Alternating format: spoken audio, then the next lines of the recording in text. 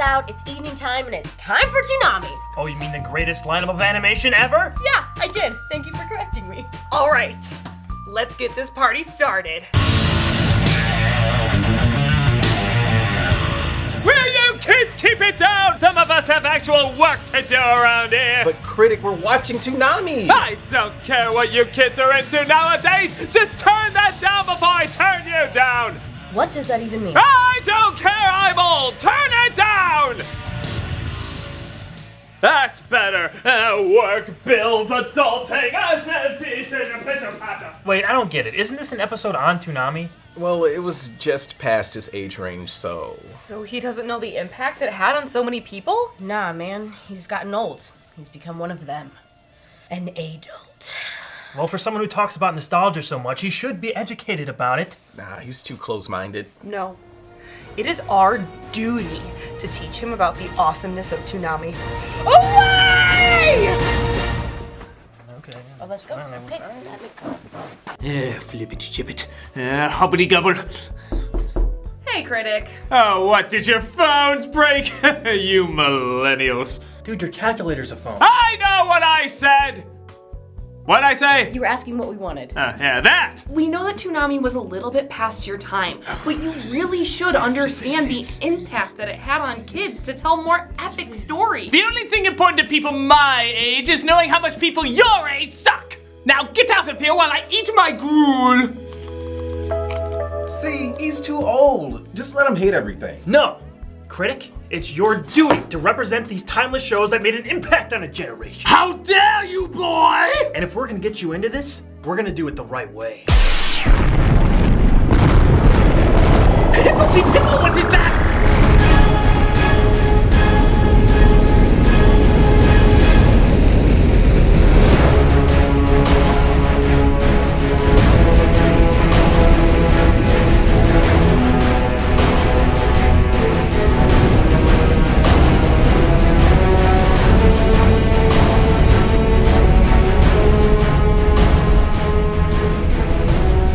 What's up, Toonami faithful? Tom? Wait, you know who Tom is? Oh, maybe I watch a little Toonami. It's time to kick where there was none and enlighten those who doubt the awesomeness. No! This is both humbug and poppycock! Come on, Critic. It's time for you to see the light.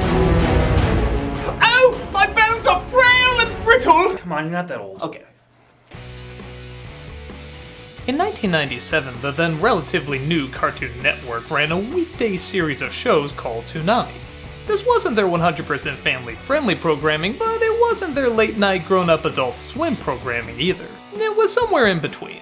They mostly focused on series with a lot of action, slightly to extremely mature themes, and usually had a leaning towards a Japanese style of animation. In fact, many of the shows were imports from Japan, introducing a whole new generation to classic anime that, while available in America, didn't have nearly the same following until Toonami came along.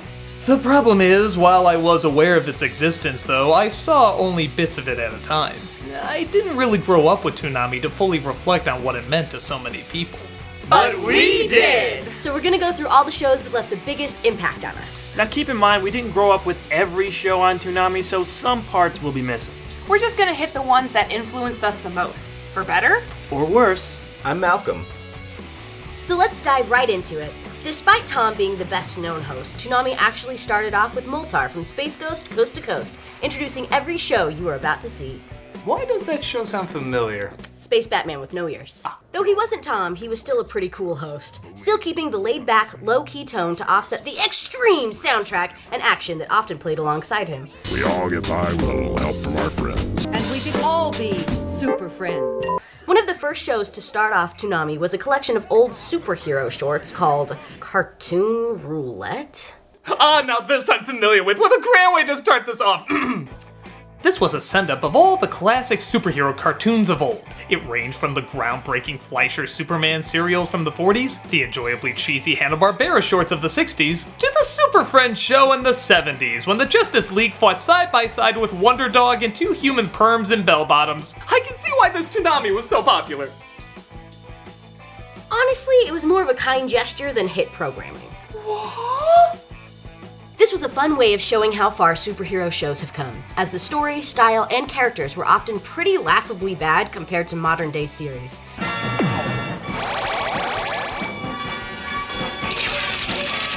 It was the equivalent of showing the Adam West Batman before The Dark Knight. It was just interesting to see how far we've come. And the Wonder Twins, Zan and Jaina, with their space monkey, Bleak. Regardless, it was still cool to see the history of many of these icons in animation, and some of them, like the Fleischer cartoons, still have amazing animation that would inspire many classic cartoons of the future. So, while hilariously dated, it was also neat to see what some of the great superhero shows we've grown to love today were inspired by. There's a lesson here somewhere. Yeah. Don't listen to him, Wonder Dog! I'm sure Captain Caveman will need a sidekick soon! But not every show had dated animation. Some was cutting edge, like the first fully computer animated TV show, Reboot. Ever wanted to see Canada's version of Wreck-It Ralph? It's gotta be less scary than their PSAs. Reboot's the game changer about changing games. While the show ran in syndication, Reboot arguably got its biggest following on Toonami, even to the final season premiering on it. The gist is a computer system city known as Mainframe, constantly under attack from the viruses Megabyte and Hexadecimal. It's up to the Guardian program, Bob, with his friends Enzo and Dot Matrix, They got you in rivers, I'll be quiet. to defend Mainframe from the viruses and GameCubes. No, not those GameCubes, unless Batman Dark Tomorrow's in there. Sent into the city by the user. Precisely. Reboot was a really fun and unique show. It was the same production company, Mainframe Entertainment, that also produced Beast Wars Transformers. This show was imaginative, interesting, and filled with some very memorable characters. Even though they look like the lawnmower man ate the rock from Mummy Returns. You don't get it, man! You weren't there! But I was! But you didn't care! Well, yeah! Okay then. Who just won that? It may not look as impressive all these years later, but the design style actually worked for the show, and when you consider the time period, it's definitely a technical achievement. How dare you interrupt me when I'm putting on my face? Unfortunately, Reboot ended on an unresolved cliffhanger, and there hasn't been much talk about finishing the story in the years since. There was a reimagining released recently called Reboot the Guardian Code, but the less said about that, the better. Yikes. Though it started off a bit more kid-friendly, it got more intense and adult as the show went on, leaving many of us with a show that, while dated-looking, was still stylized, groundbreaking, and gave us some cool adventures. It ironically doesn't need a reboot to be remembered fondly. But as mentioned before, anime played a big part in Toonami's lineup, and one of anime's biggest names is Sailor Moon. Ugh, no need. I've covered this before. But I can cover it correctly. Oh my God! Burned by that! Whip out your crime-fighting miniskirts and don't trip on your hair extensions. Sailor Moon is rocking the planets. The 90s were all about girl power. And Dunkaroos, it was a movement! And nothing defined that more than Sailor Moon. Sailor Moon follows the adventures of Serena, a teenager who discovers that she has the ability to transform into a magical Sailor Scout from the Moon Kingdom. She later discovers that there are 4 other girls who also have these powers, and together they form a team that must fight the powers of the Negaverse to protect Earth. Oh, please say the leader of the Negaverse looks like this! Kinda. Each scout is named after the planets: Sailor Mercury, Mars, Jupiter, Venus, and of course, Moon. Moon's not a planet, it's a moon. You're a moon.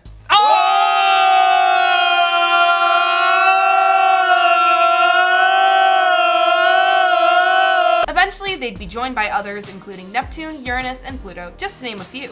The ladies kicked butt and took names in the name of the moon, Which is not a planet. and is still one of the longest running magical girl animes ever. It had worldwide appeal to girls, women, and even boys and men. Sailor Moon was a wonderful show that was action-packed, sweet, and cute. It showcased strong female friendships with humor, romance, and adventure. In America, it was actually first shown on 2 other networks before it took hold on Toonami in 1998. It was part of the lineup for the next 3 years, being a staple in its early identity. Seasons 3 and 4 were originally aired on Toonami, a little bit more unedited than the original 2 seasons. All 3 movies were also shown on Toonami. Season 5 of the series was never aired on television as the contract expired in 2003 and has never been renewed or shown on American television since. Why is that? Well, this is just a theory, but Season 5 starred 3 new Sailor Scouts, dubbed the Sailor Starlights, who were men, at least pretending to be while on Earth, that transformed into women when they took their powered form. I'm guessing that's something 2001 probably wasn't ready for. Oh, come on, they made Sailor Uranus and Neptune cousins instead of lesbians, resulting in... It seems so long ago, my first kiss. Like it was yesterday. Kids hearing the term kissing cousins for the first time? Though there were certainly action shows that had girls in them, the casts were usually male-dominated. So it's nice that Toonami not only had a show that was female-dominated, but was also funny, imaginative, and incredibly entertaining. Proving the lasting power of the moon, Again, not a planet. neither is Pluto, That just proves my point more. is not going away anytime soon.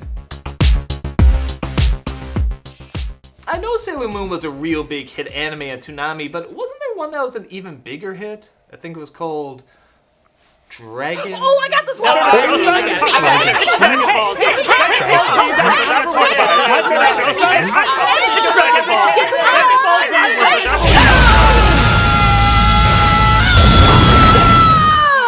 Dragon Rice? Set your screening volume to over 9,000. One of the most popular animes of all time is flying right at you with Dragon Ball Z. What can be said about Dragon Ball Z that hasn't already been said?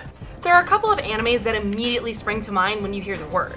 Dragon Ball Z was definitely one of them. We follow the story of Goku, which is loosely based on Journey to the West, on steroids. This is actually the sequel to the show Dragon Ball, in which our hero Goku tried to collect powerful Dragon Balls in order to summon a dragon to grant him and his friends wishes. Dragon Ball, somewhat confusingly, wouldn't air on Toonami until after Dragon Ball Z was shown, but thankfully, you can follow Dragon Ball Z fine, even if you haven't seen the original Dragon Ball.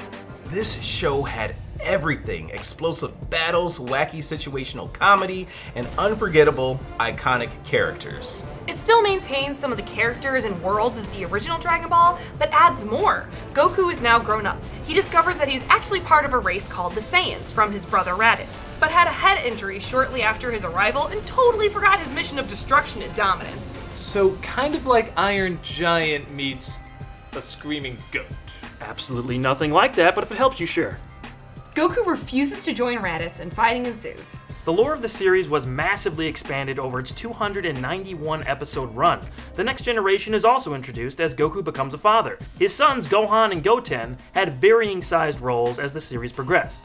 DBZ put anime on the map for most of the Western world. While it had some syndication on various channels, Toonami had become the primary hub to broadcast the show, with a chilling 61 million viewership rating for every new episode. It ran for years on the program block. Even after its initial run, the show was redubbed, re-edited, and re-shown. It really connected with people in a massive way Toonami had never seen before in its programming. It was marketed to a large age range, focusing on the action and humor of the show. It has often been imitated and parodied, especially when people want to go Super Saiyan.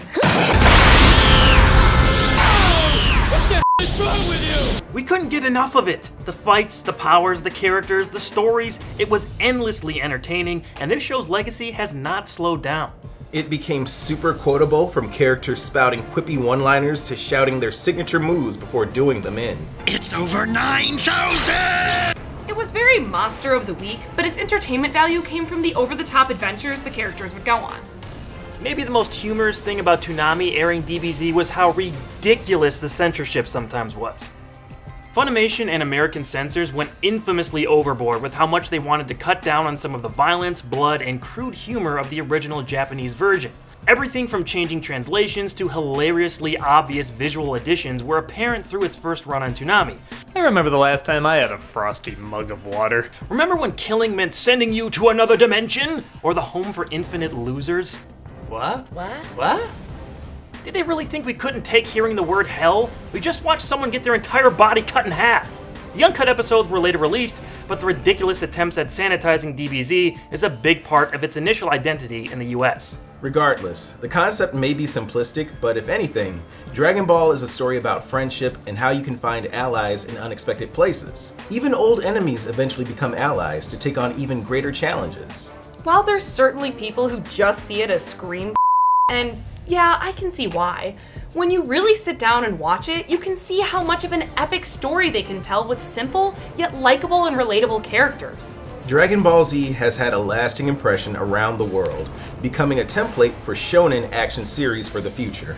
The show defined the late 90s and early 2000s for millions of kids, and Toonami owes a giant chunk of its popularity at the time to the epicness that is Dragon Ball Z. Oh, come on, it's nowhere near the impact the real adventures of Johnny Quest had! I just want to talk about something I know. Somewhere in between the 60s, where everything was weirdly shadowed, and nowadays, where Tom and Jerry aren't invited on missions, Johnny Quest had a surprisingly decent show. Based on the campy spy cartoon from the 60s, Hanna-Barbera gave Johnny Quest a total upgrade, including better animation, more complex stories and characters, and high-tech ish CGI? Yeah, what were you saying about the CGI on Reboot again? That was a long time ago, things change. The CG is cleverly used just when they need to enter the virtual world. The rest of the show is hand-drawn and, while still kid-friendly, had a bit more of a mature edge to it. Bandit! Come on, Bandit, over here! Okay, I said a bit. It could be kind of silly, but it's Johnny Quest. It's kind of expected.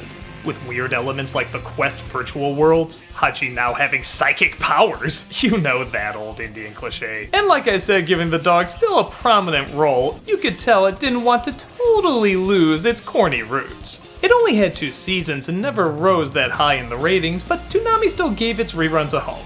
While it's nothing great, it's a totally serviceable cartoon. A series of adventures to entertain you for a bit, and probably be forgotten in the near future. So why are we talking about it again then? Because this intro is amazing!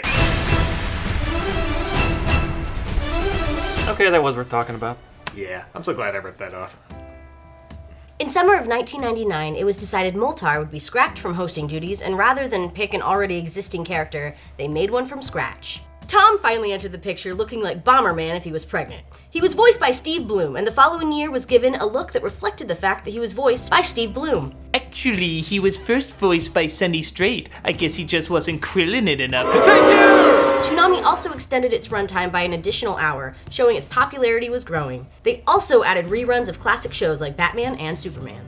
Get your digital bikinis ready, because Wait, does it mirrors the same footage of Tom being played over and over? He has a condition. It's called limited Toonami budget. Yeah, he's very sensitive about it. We try not to bring it up. Oh, sorry. I'll pretend I didn't hear that. Anywho, get your digital bikinis ready, because we're making a PG show out of something that was clearly meant to be an R.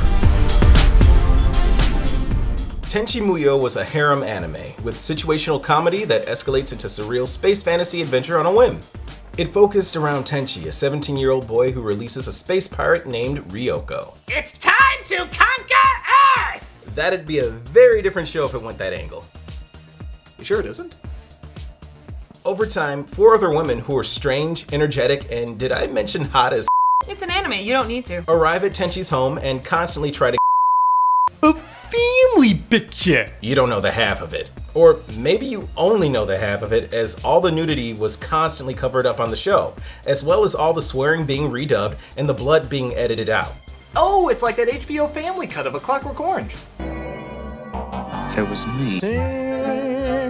Despite it not having the intended adult edge to it, Tenchi Muyo was still fun, fan servicey, and something you desperately scour the video store to find unedited versions of. Later, Toonami would release other Tenchi properties, including Tenchi in Tokyo and Tenchi Universe. And while they certainly left their mark on their fans as well, Tenchi Muyo is the one that Toonami fans remember introducing them to a situational problem none of them ever had, but they so wish they did. Well, you think that got heavily censored? Wait until you see this next one. Huh? Look at what it used to be. Oh.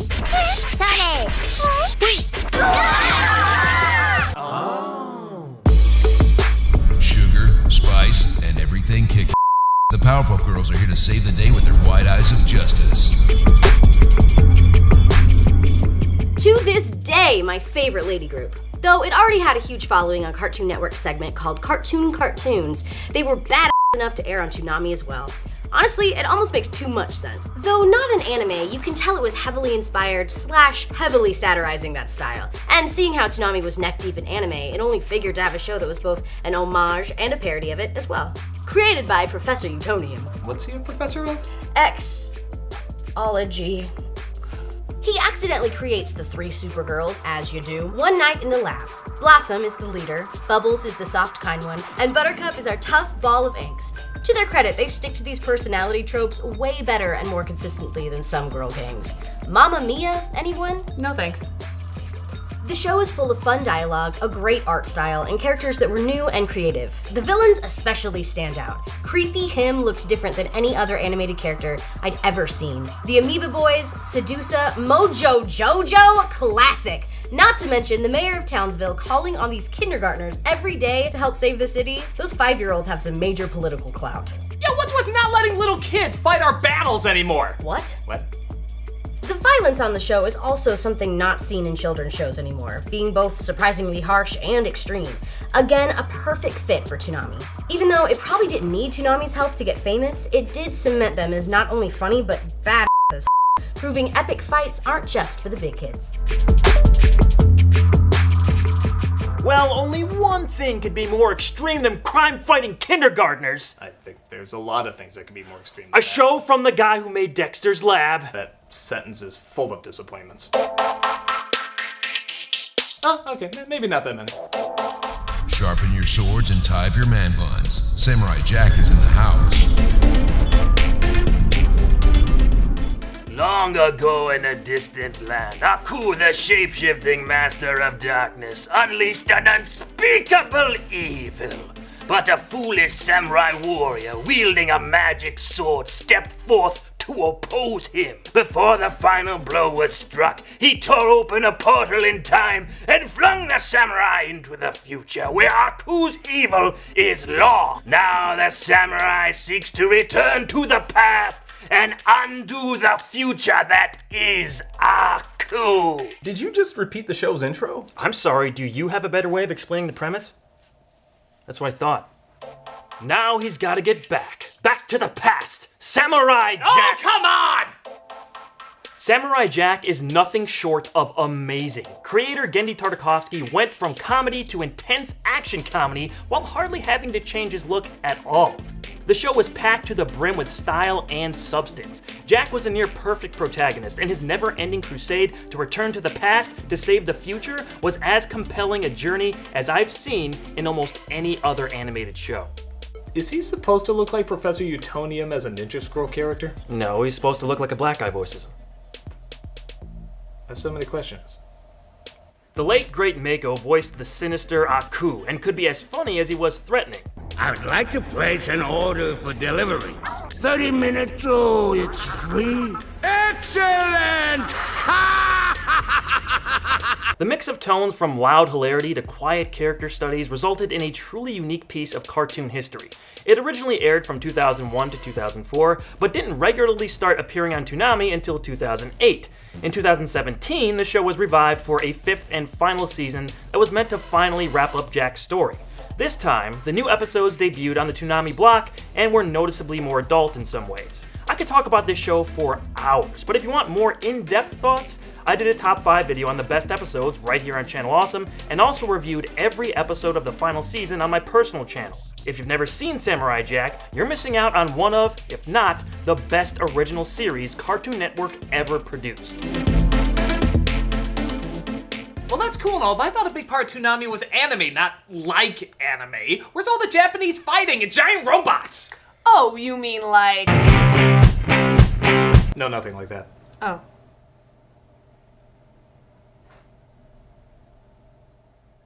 Well, too bad! It's the series that launched 1,000 series, which in anime is still pretty light. Time to bring in the Gundam Wing. If you've ever wanted to watch angsty, beautiful teen boys fighting giant robots... You mean there's people who don't? Then boy, have I got a show for you!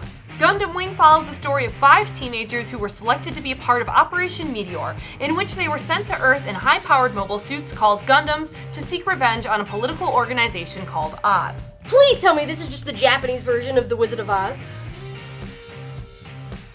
The guys are all vaguely named after numbers. There was Hiro Yui, Duo Maxwell, Troa Barton, Ketcher Baba Winner, and Chang Wu-fei. Sound complicated and a little convoluted? You bet it is! It was the perfect mix of angst, giant robot battles, and political intrigue. Personally, I was captured by it because it was something that I had never seen before. The show seized the hearts and attention of Americans when it debuted in 2000. It was top rated and stayed that way for a while. Part of the appeal was the boys. They were like a murdering badass boy band, each with their own personality types. Hero was the brooding, deep loner, Duo was the wisecracking jokester, Ketra was the kind, gentle one, Chora was quiet and thoughtful, and Wufei was, well, super righteous, I guess. And Scary Spice was the wild card. Please. That was clearly Baby Spice. Gundam Wing was actually much more successful in America than in Japan, where it was originally released in 1995. It introduced American audiences to the extremely popular Gundam franchise. Toonami tried to capitalize on the interest by showing other shows in the series, including the original Mobile Suit Gundam, but nothing quite stuck as much as Wing did. Although it did create a generation of people like me who have spent literally hundreds of dollars on plastic models of robots. How did you fit all those in your pocket? Modern animes in America owe a due of thanks to Gundam Wing. It was aired with none of the names of the characters or music changed from the original Japanese. It was also the first unedited anime ever run on Cartoon Network as a part of Toonami After Dark. I always remember staying up until midnight to watch these unedited episodes, where the characters said death and swore and had blood in a battle. Yeah, the early 2000s were a more innocent time. Oh, I don't know, it gave us this.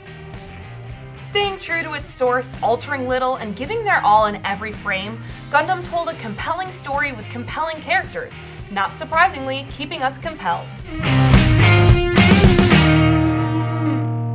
Well, I like my big robot animes to constantly rip off Batman. You mean you actually saw? Big O! It's showtime! Showtime! How about that? A Toonami anime the critic has seen. I think he just thought James Bond joined Power Rangers or something. Big O is like a collection of 5 different sci-fi shows that don't go together, yet somehow, they really don't go together. But the elements they're combining are still pretty cool. A man named Roger Smith wakes up realizing his memory has been erased. As it so happens, everyone's memories around him have been erased too. Rather than, look for answers, everyone stays in their futuristic cities where the rich are encased in giant bubbles and the poor are left to decay in the real world. You said this was science fiction.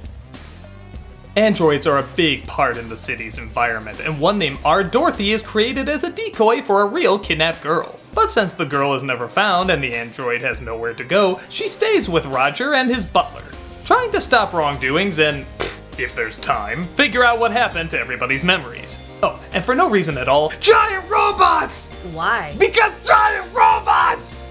Yeah, on one level it's a Monster of the Week show, on another it's a crime-fighting show, on another it's a social commentary show, on another it's a buddy-buddy show, and on another it's Blade Runner. It's far too many elements to go together, but they're very cool elements to go together. And the style within both the characters and the designs reflect that.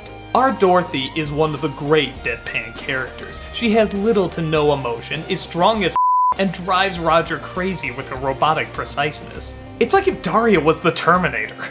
You mean Dorothy's going to be living with us? It's not because I want to. Do I have to make you get out? You may try, but I'm doubtful that a mere human would have the strength. You know a show is working when the opposite version of the character is presented and it's legitimately creepy. Just seeing her smile is like when Wednesday Addams smiles. It's kind of terrifying. Goodbye, negotiator! The show sadly didn't do very well in Japan, meaning they had to stop at 13 episodes even though they wanted to do 13 more. Well, Toonami enjoyed it so much they co-produced the rest of the episodes to finish it out. There were just too many people who wanted to know what was gonna happen next. Does it work as a whole? I suppose not. It is too many different elements coming together. But those elements are so memorable and awesome that I can't see myself ever forgetting them. It may have had a short run, but it's one of the most memorable short runs an anime could ever have.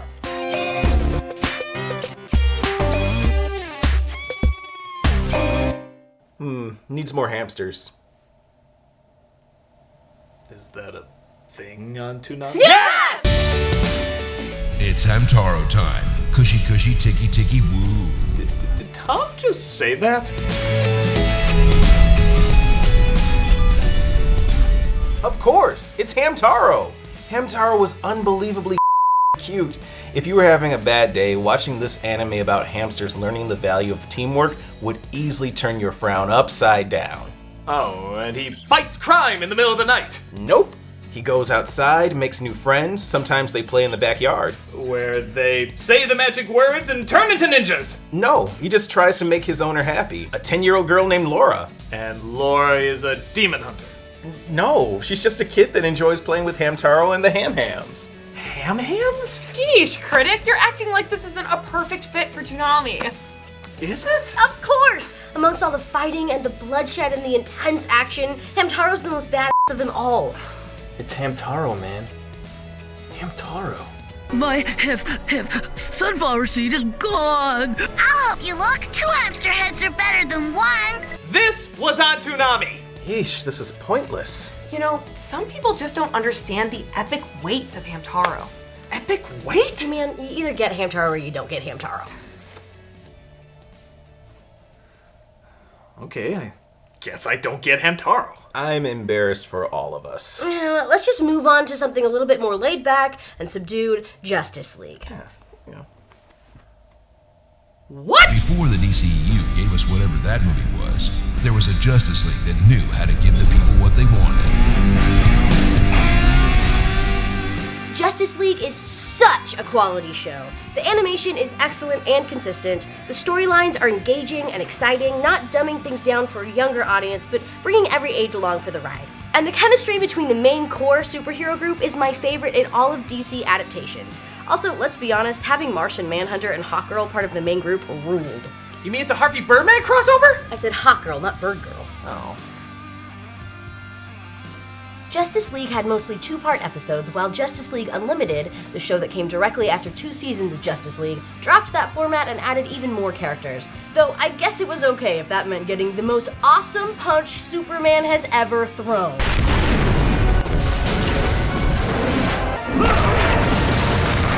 I want to marry that punch. Even in Justice League, though, the lesser-known character cameos could stack up to the dozens or even hundreds. They tackled some cool storylines like Superman dying, the Legion of Doom assembling, and the love story between Hawkgirl and Green Lantern. Also, the cast of Teen Titans came in and voiced the Royal Flush Gang, hired by the Joker to fight the League, and it was awesome. That is the weirdest sentence I have ever heard you utter. You should hear me when I'm sober. With so many people wanting that perfect Justice League adaptation, I say we already got it. It had many adult moments, but never lost sight of that childlike wonderment. It was action-packed but smart, aggressive but sensitive, followed the comics but also stood as their own thing. I'd much rather take this Batman and Superman fighting than this Batman and Superman fighting any day.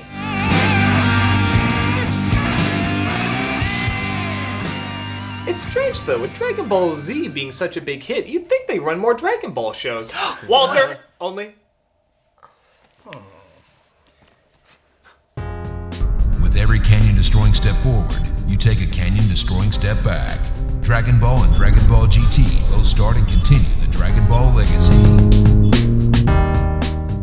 Dragon Ball was, I guess in Toonami's order, the prequel to their hit show Dragon Ball Z. It followed a boy with a tail named Goku and his new friend Bulma on their quest to collect the 7 mystical Dragon Balls. When all 7 are brought together, the eternal dragon Shenron appears, granting his summoner one wish. Oh please, everybody who saw Dragon Ball Evolution knows that. See, that's what happens when you mention that movie.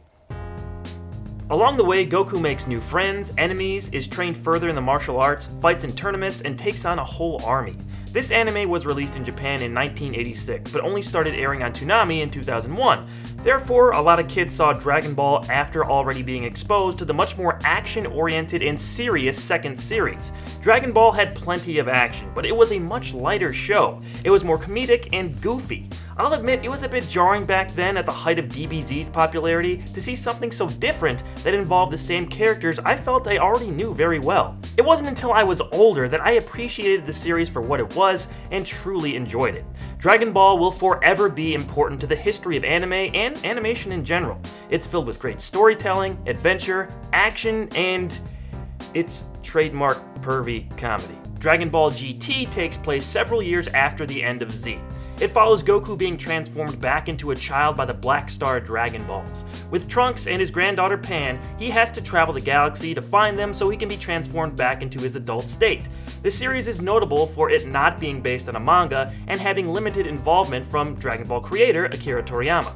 Is this a good thing or bad thing?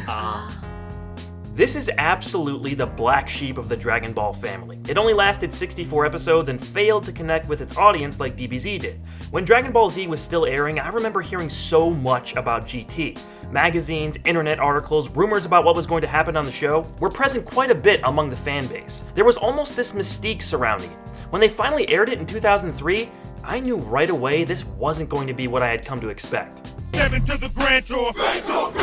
Step into the Grand Tour. Dragon Ball GT. Ew. Yes, this is happening. That intro was simultaneously the dumbest and most disappointing thing I had ever heard. Say what you will about DBZ's American score by Bruce Falconer, but I grew up loving most of it, and his presence was sorely missed in DBGT. The American music was terrible, and that was the least of this show's problems. I think the plan was to take the Dragon Ball saga back to its roots by turning Goku into a kid again, but it did not work. To complicate matters, Funimation edited together chunks of the first 16 episodes as a one-episode Toonami premiere. Well, that's almost as stupid as telling an entire season of a show in a movie. Almost. These were later released as the lost episodes, as Funimation was concerned about the big tonal shift GT made from Z. It remains a gigantic letdown, but that was far from the end of Dragon Ball content. As previously stated, the popularity of Dragon Ball is doing just fine nowadays, and it doesn't look to be ending anytime soon. Doesn't look like Toonami's popularity was gonna end anytime soon either. With all these epic shows that they're constantly putting out, I can't wait to see what Toonami would do next! This summer, you'll learn just how cool it is to be part of the Goozy Gang. What the was that? No, seriously, what was that?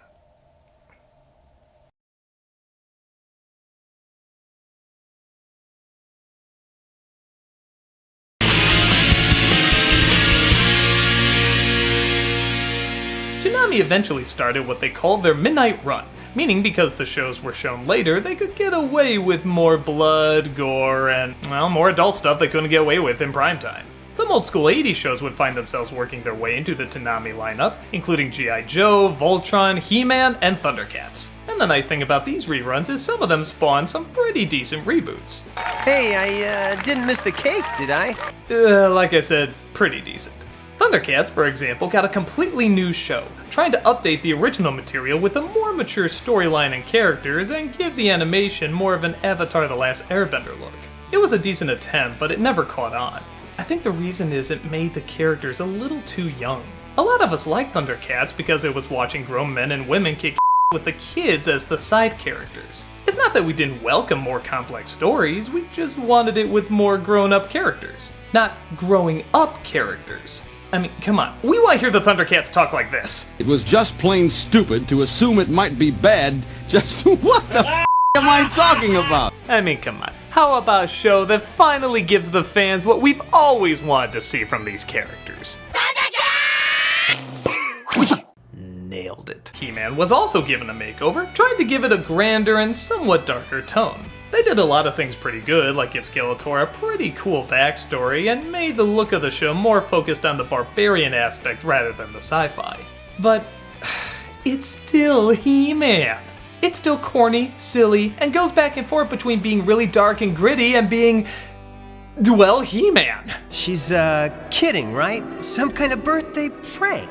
I mean, I guess it's better than Dolph Lundgren getting his whipped by a laser red Twizzler, but no, I have nothing else to add. It is definitely better than that.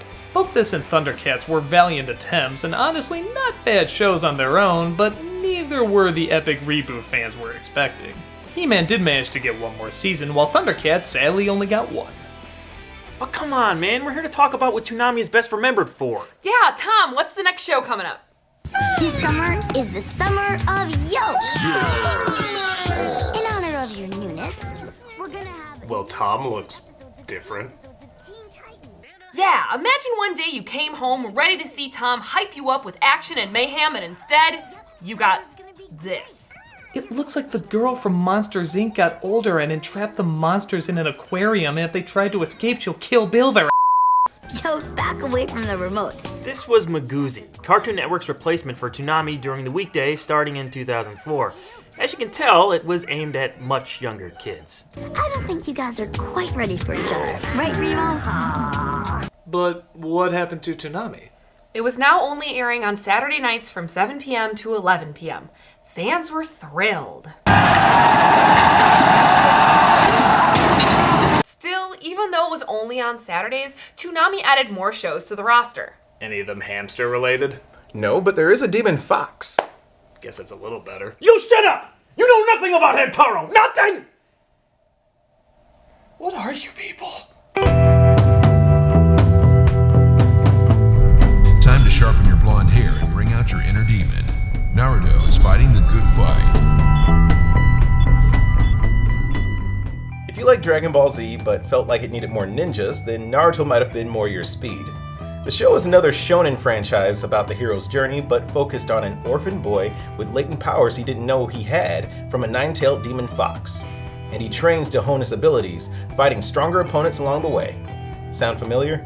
Mystic Pizza? Okay, yeah. Masashi Kishimoto was heavily influenced by Dragon Ball, even creating Naruto to loosely resemble Super Saiyan Goku's appearance and Sasuke resembling Vegeta, all paralleling a similar frenemy relationship. While inspired by DB, Naruto was a little more grounded in its concept, focusing on shinobi in a war-torn world. Here, the characters had to hone their jutsu, weaving intricate hand signs in order to properly execute a move. This is where Naruto found its foothold, more so being about strategy rather than who was physically stronger. So it's like Avatar, only blonder. It was more about whose technique could beat what, whose jutsu could counter an attack. Could it work from a different angle? It became intricate and fascinating, like a game of chess instead of just arm wrestling. Also, Naruto actually had some pretty effective storytelling that fans could relate to.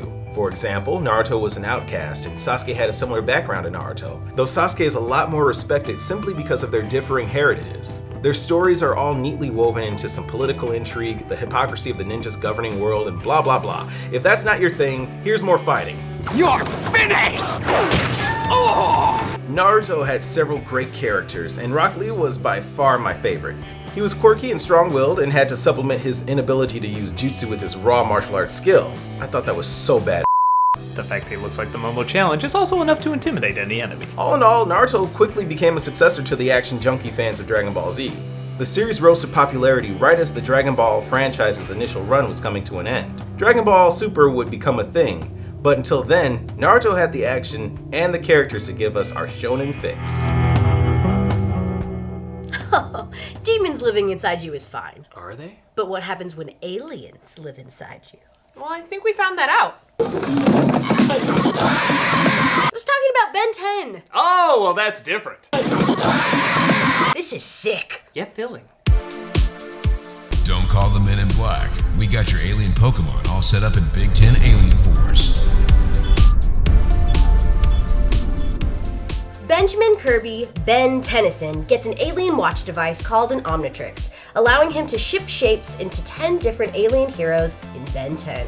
5 years later, we get a darker and more grown-up 15-year-old Ben in Ben 10 Alien Force. His Omnitrix has recalibrated, giving him access to more alien heroes that are stronger and more powerful than the OG episodes. With the help of his cousin Gwen and his former nemesis, Kevin, Ben is out to find his missing grandfather and fight the DN aliens. Wow, well this sounds superior compared to the first show. This is inferior compared to the first show. Of course it is, yeah. Though the aliens may be stronger and more powerful, the writing, animation, and storylines have taken a downgrade for sure.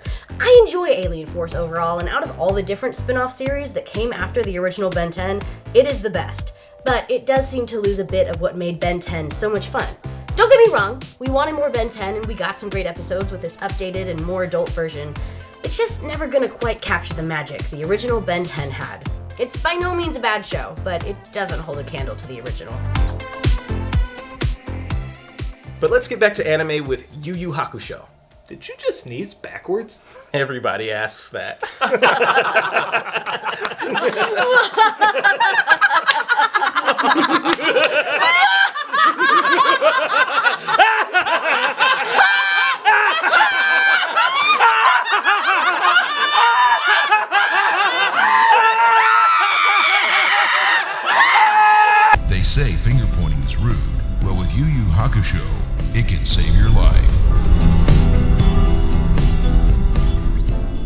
Created by Oshihiro Togashi, this was a very unique series in of itself. The story starts with a delinquent high school student, Yusuke Urameshi.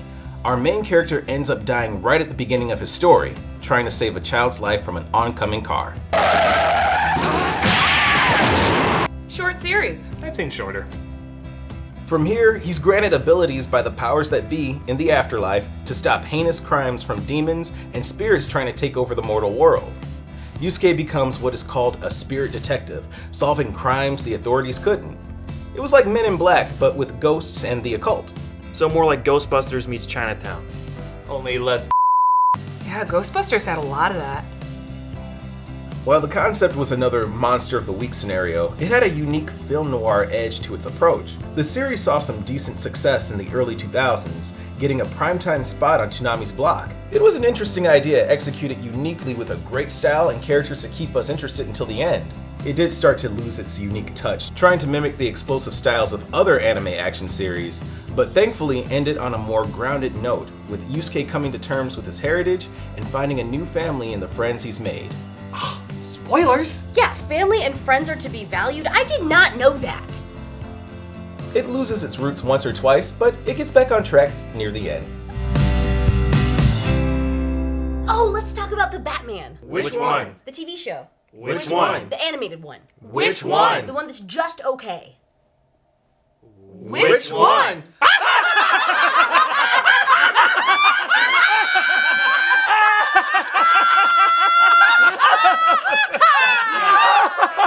No, what are we doing? What? Just what?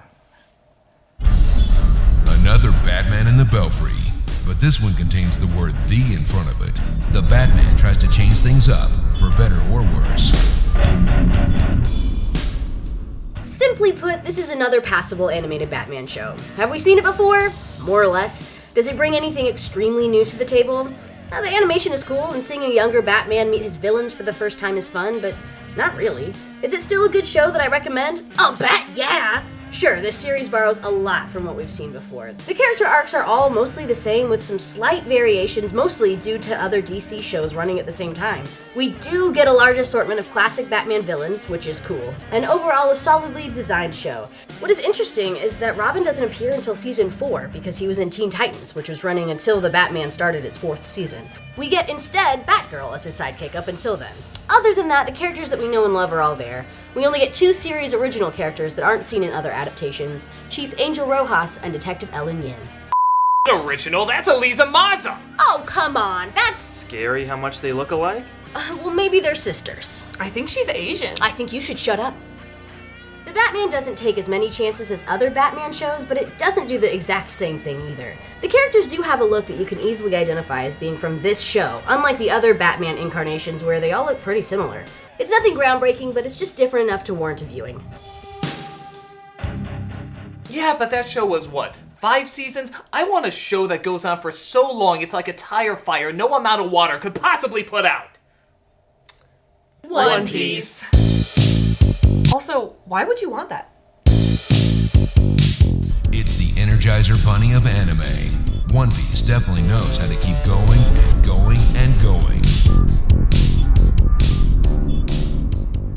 One Piece, if you like Dragon Ball but felt like it needed more pirates. Does everything have to come back to Dragon Ball? Yes! We're pilgrims in an unholy land.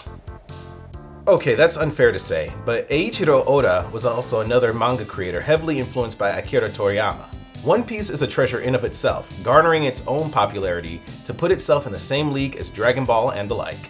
It's the story of Luffy, an orphan boy with strange powers who wants to become the king of the pirates by becoming the strongest and finding the highly coveted treasure known as One Piece. His journey involves giants, sea monsters, and animal people, ghosts, ghouls, drag queens, and superpowered beings that utilize the various powers from a food called devil fruit.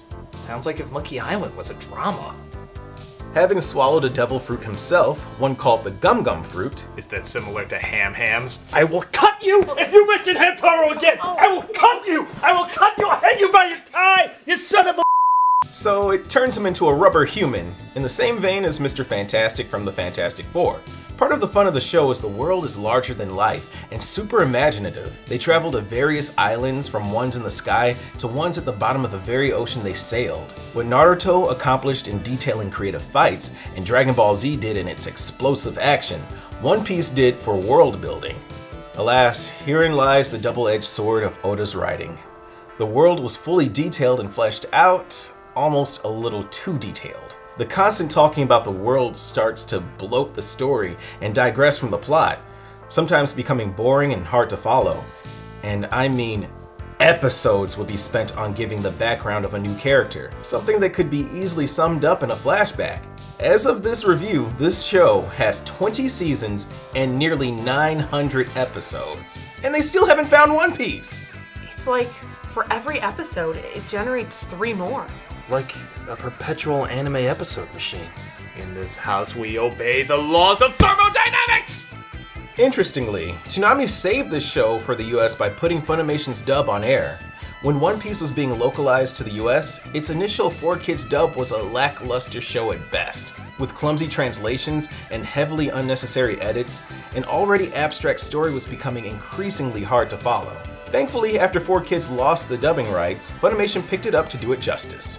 Just another anime Toonami helped out to keep going, even if it looks like there's no end in sight. Speaking of no end in sight, do you remember when Star Wars was going to end at some point? No one's ever really gone. The Force is strong with this one, so much so that many people like Star Wars: The Clone Wars even more than the prequels. Talk about combining an insult and a compliment. Did you like the extended universe-ness of Solo and Rogue One? Yeah? Then listen up. Oh, no? Well, still listen up, because this series is awesome. Star Wars: The Clone Wars is what happens when we keep everything canon but fix the prequel movies. Anakin? Fixed. Padme? Fixed. Jar Jar Binks? Okay, we can't have it all. It's like curing death. It's never gonna happen. The character design and development in this series is off the charts. Anakin is what we always wanted, angry but not inherently evil, not up front at least. Remember when Obi-Wan speaks about Anakin in A New Hope and is like, he was the best star pilot in the galaxy and a cunning warrior and was a good friend?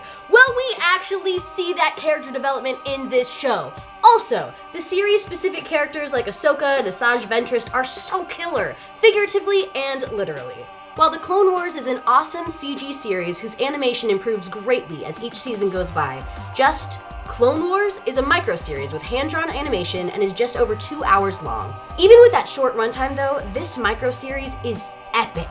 The music, the story, the action, the art style, all incredible. Also, being directed by Genndy Tartakovsky, seriously, can this guy do any wrong? This is an even awesomer Samurai Jack with lightsabers. Yeah, an awesomer Samurai Jack with lightsabers. Made in between Star Wars episodes 2 and 3, this was made to bridge the gap of time for viewers, and in my opinion, is better than all the prequels combined.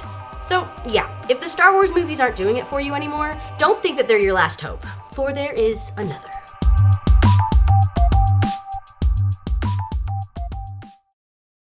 On September 20th, 2008, Cartoon Network announced it would be canceling Toonami due to low ratings. For many, this was the end of an era.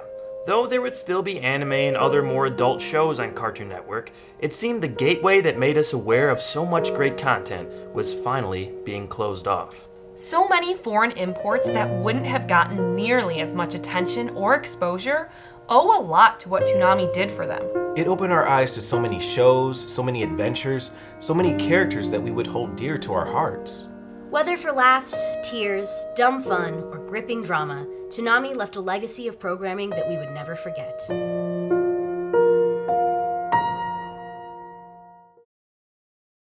But then, one evening on April 1st, this played.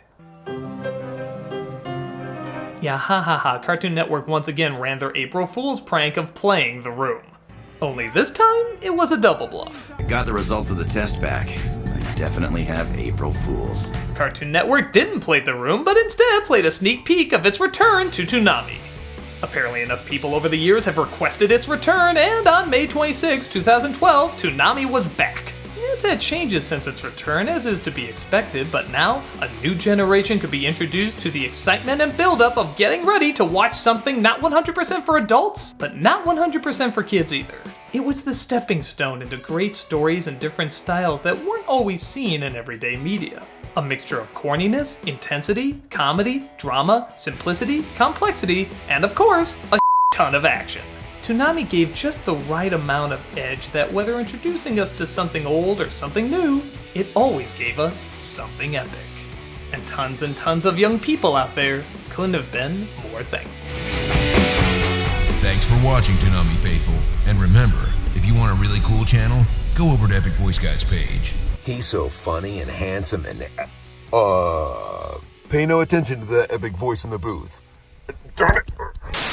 So, Critic, it sounds like you finally came around on Toonami. Yeah, you know, at first I didn't get it, but after hearing you all talk about it, I finally realized the impact that it actually had. Come on, let's watch one more.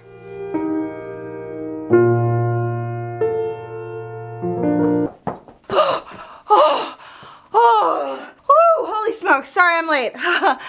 Wait, whoa, you guys done?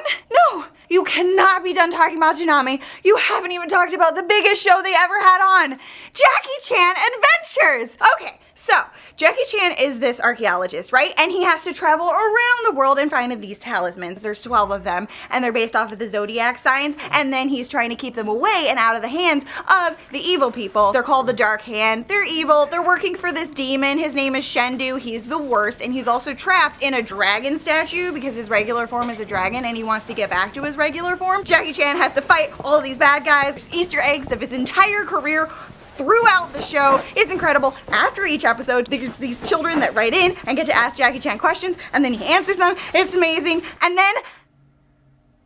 oh. Guess it's just you and me again, Jade.